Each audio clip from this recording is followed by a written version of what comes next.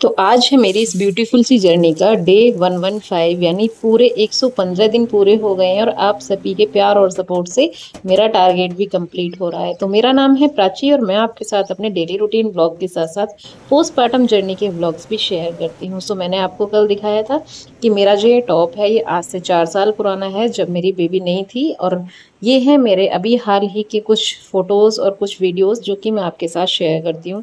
हालांकि मैं day by day आपके साथ अपनी प्रोग्रेस शेयर करती रहती हूँ, बट फिर भी मैंने सोचा आपको दिखा देती हूँ, क्योंकि भाई मुझसे बहुत सारे लोगों ने ये सवाल किया है कि आपका वेट लूज़ नहीं हुआ है और आप क्या खाती हो और आपकी दिनचर्या क्या रहती है। तो मैं एक वर्किंग वूमेन हूँ, एक वर्किंग मॉम हूँ, न्यू मॉम हूँ, तो बहुत सारे चैलेंजेस मिलते रहते हैं। तो इसलिए मैं ट्राई करती हूँ कि मैं अपने इस बिजी शेड्यूल से थोड़ा सा टाइम अपने लिए पर डे निकालूँ। ये मैंने प्रोसेस स्टार्ट किया था आज से लगभग 100 दिन पहले।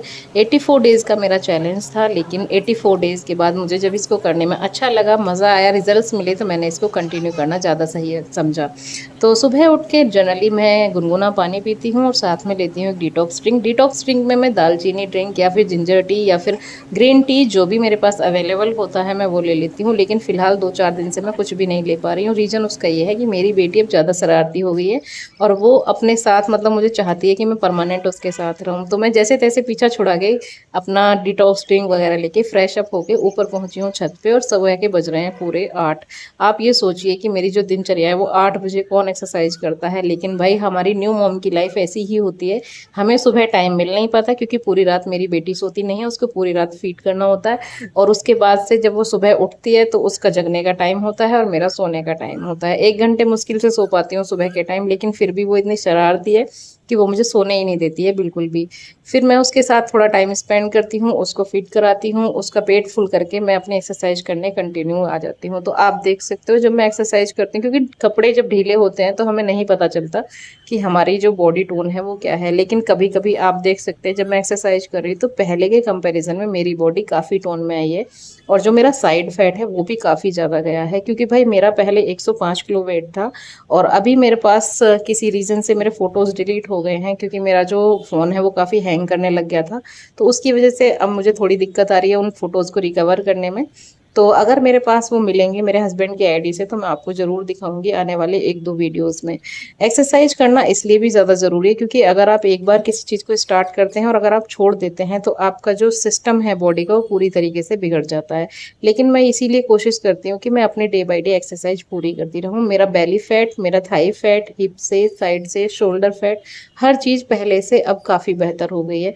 क्योंकि जो पहले मेरे साइज़ थे सब में मेरा 2-2 नंबर का डिफरेंस आया है। यानी कि जैसे 5 XL में फिट थी तो अब मैं एक्सेल में या फिर डबल एक्सेल तक में फिट हूँ। क्योंकि भाई फिट तो मैं एक्सेल में भी हूँ, लेकिन डबल एक्सेल मुझे इसलिए लेना पड़ता है क्योंकि मुझे कपड़े लूज़ पहनना पसंद है। टाइट फिटिंग कपड़े मुझे पहनना पसंद नहीं है और ना ही मुझसे पहने जाते हैं। हर किसी की बॉडी का एक अलग हिसाब होता है, तो मेरे साथ ये है।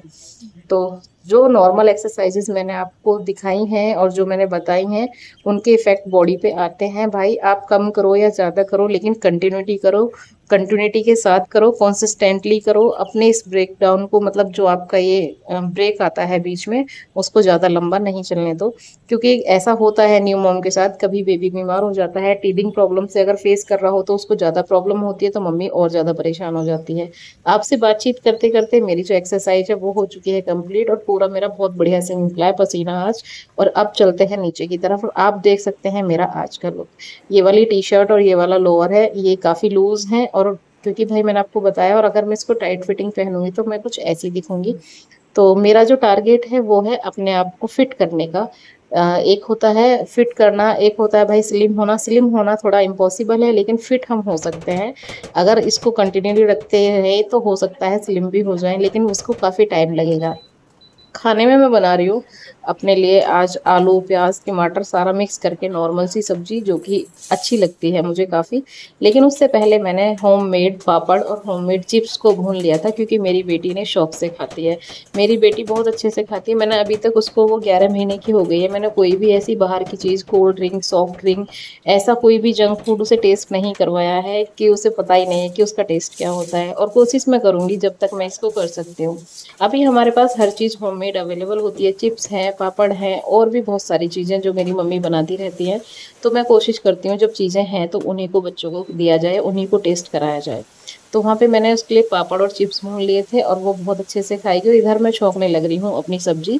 और सुबह का टाइम है, ड्यूटी जाने से पहले का टाइम होता है ये मेरा। इस टाइम मुझे खाना भी बनाना है और अपनी ड्यूटी के लिए रेडी भी होना होता है, और साथ में रोटी वगैरह सारे काम करने होते हैं। दूध बॉईल भी करके रख लिया है, सब्जी बन चुकी है। रोटी इंडक्शन पे भाई हम ऐसे ही बना रहे हैं आजकल, क्योंकि गैस की इतनी शॉर्टेज हो रही है, तो भाई हमें तो मिलने से रही, क्योंकि कभी कभी ऐसा हो जाता है कि इतनी शॉर्टेज में आपको हर चीज़ इतनी जल्दी अवेलेबल नहीं होती। बट इंडक्शन पे कपड़े से भी दबा के आप अच्छे से रोटी बना सकते हो, तो मुझे ये ज़्यादा बेटर लगती है। आटे में मैं मल्टीग्रेन आटे का यूज़ कर रही हूँ। मल्टीग्रेन आटे को मैं गेहूं के आटे में ऐड कर लेती हूँ। सारा काम खत्म करके अपनी वर्दी को प्रेस करने लग जाती हूँ, क्योंकि मुझे जाना है अब ड्यूटी, और टाइम हो चुका है पूरे 9, और 9:15 9:30 तक मैं अपनी ड्यूटी पहुंच जाती हूँ। ये मेरा डेली का ही रूटीन है। उसके बाद मैंने लिया था 1 लीटर यानी कि लगभग 1 लोटा मट्ठा, और ये मट्ठा घर का है, मेरी बहन भेज देती है मेरे पास। तो उसमें काला नमक और हींग डाल के मैं इसको पी लेती हूँ। ये मेरा पेट जो है बहुत अच्छा रखता है, इससे मिल्क सप्लाई भी बढ़ती है, कैल्शियम भी प्रॉपर मिलता है, और ये होममेड है तो वैसे भी बहुत अच्छा है। पढ़ाई करने के साथ साथ अगर मेरा कुछ खाने का मन करता है, कभी कभी जब टाइम मिलता है मुझे, तो मैं पढ़ लेती हूँ। उस टाइम जो मुझे भूख लगती है तो मैं एक अपनी मल्टी प्रोटीन डाइट जिसमें सारी चीज़ें हैं उसको ऑर्डर कर लेती हूँ। शाम को वापस आने के बाद मेरा कुछ खाने का मन था क्रिस्पी सा, तो मैंने एक यहाँ पे डोसा चीला जो कहें वो बनाने की कोशिश करी है। पहला वाला ख़राब हो गया था, लेकिन दूसरा वाला एकदम परफेक्ट बना था। Practice makes a man perfect वाली कहावत बिल्कुल ठीक हो जाती है, क्योंकि अगर आप किसी चीज़ को प्रैक्टिस करते रहोगे तो वो 100% अच्छी हो जाती है। तो यहाँ पे ये बहुत ही बढ़िया जालीदार सा एक, यानी डोसा बोलो पराठा बोलो कुछ भी बोलो, वो बन के तैयार था। और ये है पहले वाले की हालत, जो मैंने पहला वाला ट्राई किया था उसकी। इसमें मैंने लिया था मूंग की दाल और बहुत थोड़े से चावल, जिनको ओवरनाइट सोक कर दिया था, तो ये बहुत अच्छे से जालीदार से बन गए थे।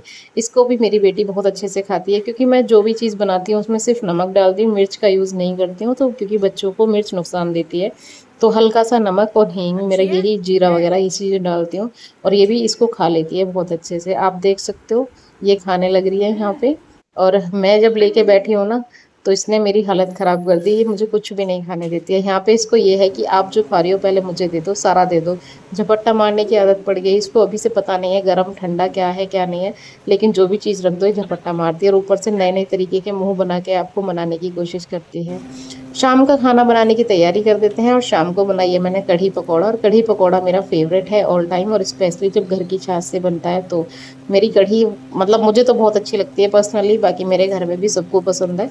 तो यहाँ पे मेरे कढ़ी पकौड़ा बन के हैं तैयार, और उसके बाद मैंने अपनी बेबी को पिलाया है थोड़ा सा दूध। मैं इसको ऊपर का भी दूध पिलाने लग गई हूँ अब, क्योंकि ये कभी कभी ऐसा होता है कि इसका पेट नहीं भरता है, तो मेरी मतलब बिजी होने की वजह से कई कारण हो जाते हैं। सो आप देख सकते हैं, अब ये है मेरा सामने आपकी लुक। और ये लुक आपको कैसा लगा बताइएगा कमेंट सेक्शन में। लाइक शेयर सब्सक्राइब जरूर कर दीजिएगा, और हाइप देना ना भूलिएगा। मिलती हूँ आपसे कल नेक्स्ट ब्लॉग के साथ। Tata bye bye, take care.